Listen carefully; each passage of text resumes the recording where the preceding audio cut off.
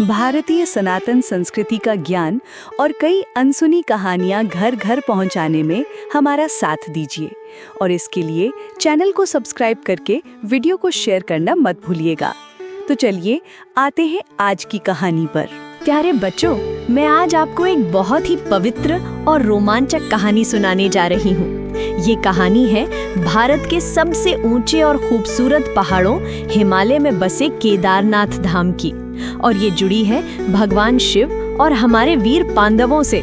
ये बात उन दिनों की है जब महाभारत का भयानक युद्ध समाप्त हो चुका था। आप जानते हैं ना, महाभारत का युद्ध जिसमें कौरव और पांडव आपस में लड़े थे। इस युद्ध में पांडवों ने विजय तो प्राप्त की, लेकिन उन्हें इस बात का बहुत गहरा दुख था कि इस युद्ध में उन्होंने अपने ही दादा, गुरु और भाई बंधुओं को मार दिया था। उनके मन में पाप बोध घर कर गया था। वे सोचते थे, हमने इतना बड़ा पाप कैसे कर दिया। वे इस पाप से मुक्ति पाना चाहते थे और इसके लिए उन्हें भगवान शिव के आशीर्वाद की आवश्यकता थी। तो धर्मराज युधिष्ठिर, महाबली भीम, धनुर्धर अर्जुन और जुड़वा भाई नकुल सहदेव अपनी धर्मपत्नी द्रौपदी के साथ अपनी राजधानी हस्तिनापुर छोड़कर सीधे हिमालय की ओर निकल पड़े। वे जानते थे कि भगवान शिव कैलाश पर्वत पर वास करते हैं और शायद वहीं उन्हें क्षमा मिल पाएगी। भगवान शिव को ढूंढते ढूंढते बहुत समय हो गया था, लेकिन भगवान शिव कहीं नहीं मिल रहे थे। असल में भगवान शिव पांडवों से सीधे मिलना नहीं चाहते थे, क्योंकि उन्होंने इतना बड़ा युद्ध किया था। वे उन्हें सीधे आशीर्वाद नहीं देना चाहते थे। जब पांडव भगवान शिव को ढूंढते ढूंढते आज के केदारनाथ क्षेत्र में पहुंचे, तो भगवान शिव ने एक अनोखी योजना बनाई। उन्होंने सोचा, मैं इनसे कैसे छिपूं, और झट से उन्होंने एक बैल का रूप ले लिया और जानवरों के एक बड़े झुंड में मिल गए जो वहां घास चर रहे थे। लेकिन बच्चों, पांडवों में से भीम सबसे बलवान थे और उनकी नजरें भी बहुत तेज थीं।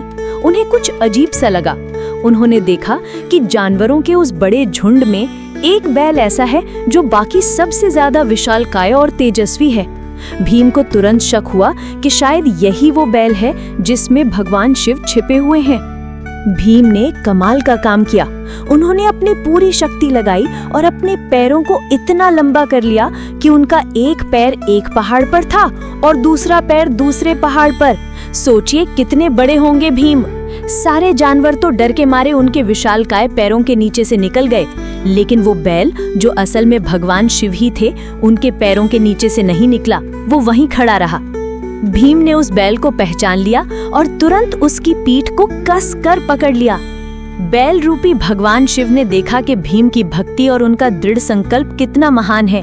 वे जमीन में समाने लगे ताकि भीम उन्हें पकड़ न सकें, लेकिन भीम ने उनकी पीठ का हिस्सा इतनी जोर से पकड़ा कि वे उन्हें छोड़ना नहीं चाहते थे। भीम की इस अटूट भक्ति और उनके पश्चाताप की भावना को देखकर भगवान शिव बहुत प्रसन्न हुए। वो अपने असली दिव्य रूप में प्रकट हुए।